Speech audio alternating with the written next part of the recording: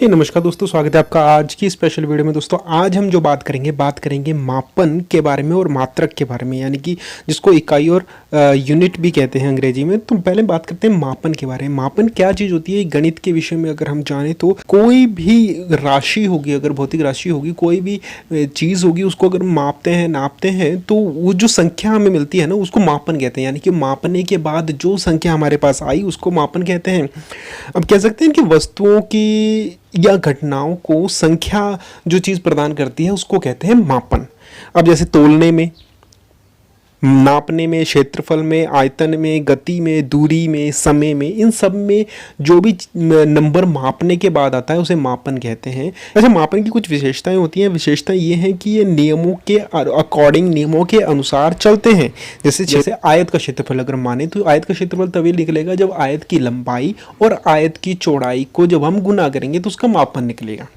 लेकिन मापन अब तोलने के बाद आया है, या फिर ये क्षेत्रफल है, या फिर आयतन है, टाइम है, गति है, दूरी है, स्पीड है, ये है क्या? ये पता लगाने के लिए हमें इकाई, मात्रक या यूनिट लगाने पड़ते हैं, और इन्हीं से ही हमें पता लगता है। यानी कि मापन के साथ मात्रक लगाने के बाद ही हमें पता लगता है कि जो रिजल्ट आया है या फिर जो भी नंबर हमारे पास आया है वो है क्या।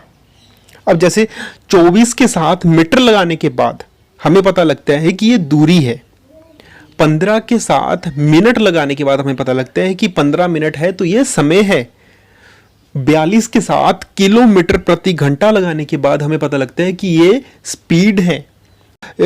राशियां हमने लगाई हैं, मीटर लगाया है, मिनट लगाया है, किलोमीटर प्रति घंटा लगाया है, ये ही होते हैं मात्रक। यानी कि किसी भी नंबर को उसकी पहचान प्रदान करने के लिए हमें मात्रकों की जरूरत होती है, अन्यथा कोई भी नंबर सिर्फ नंबर ही होगा, वो मापन नहीं बन पाएगा। अब अलग अलग परिस्थितियों के लिए अलग अलग मात्रक होते हैं। अब जैसे कम दूरी के लिए हम सेंटीमीटर या मिलीमीटर का प्रयोग करते हैं, अधिक दूरी के लिए हम किलोमीटर का प्रयोग करते हैं। अब टाइम के लिए तो हम किलोमीटर, सेंटीमीटर का प्रयोग नहीं कर सकते।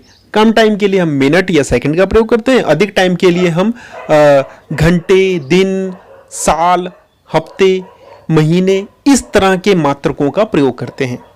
अब जैसे हमने 15 साल किसी को बताना है तो उसको हम मिनट या सेकंड में नहीं बता सकते। उसको साल के लिए बताना है तो 15 साल लिखेंगे, पीछे साल एक मात्रक हो गया।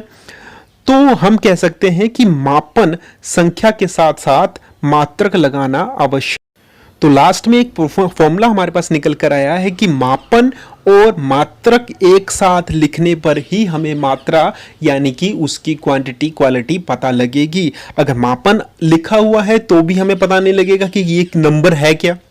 मापन तो एक नंबर ही होता है। और अगर खाली मात्रक लिखा हुआ है तो हमें पता नहीं लगेगा ये कितना है। जैसे लिखा हुआ है कि किलोमीटर चला, अब कितने किलोमीटर चला ये नहीं बताया तो फिर हमें कैसे पता लगेगा कि मात्रा क्या है। या फिर उसने 15 समय लगाया पेपर करने में, अब 15 मिनट लगाया, 15 घंटे लगाए, 15 दिन लगाए, अब ये तो पता नहीं लग रहा है ना पेपर करने में कितना टाइम लगाया। तो वो टाइम पता करने के लिए, वो मात्रा पता करने के लिए हमें मात्रक के साथ जो संख्या है वो भी हमें लगानी होगी। तो आप समझ गए होंगे कि मापन और मात्रक की दोनों अलग अलग विशेषताएं हैं। मापन एक नंबर होता है जो भी हमें किसी भी तरह के नियमों के द्वारा या फिर फॉर्मूले के द्वारा हमारे पास आता है, और मात्रक से हमें पता लगता है कि ये तोला गया है, नापा गया है, क्षेत्रफल निकाला गया है, आयतन निकाला गया है, गति निकाली गई है, दूरी निकाली गई है। तो दोस्तों उम्मीद करते हैं आपको ये चीज़ समझ आई होगी। तो दोस्तों हमारे साथ बने रहने के लिए धन्यवाद। Thank you.